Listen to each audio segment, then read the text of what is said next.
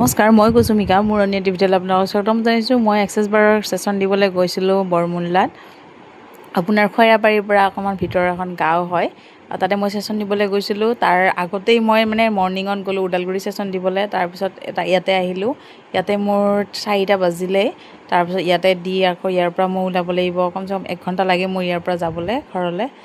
এয়া ছেশ্যন দিয়া হৈ গ'ল। এতিয়া মই ককা এজন শুই গ'ল, তেওঁক আকৌ জগোৱা নাই, টোপনি গ'ল, সেইকাৰণে শুবই দিলোঁ।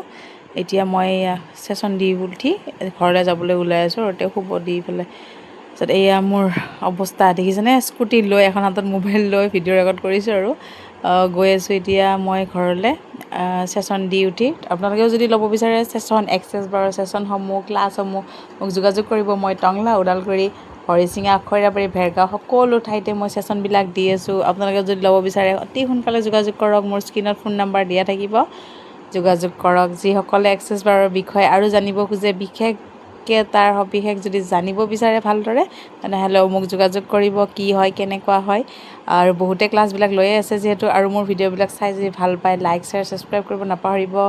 এয়া মোৰ হনুমানজীক মই ৰাস্তাতে লগ পালোঁ, ৰখিলোঁ অকণমান তেওঁৰ ওচৰতে। তাৰপিছত এয়া ওদালগুৰিত যোৱা দৃশ্য।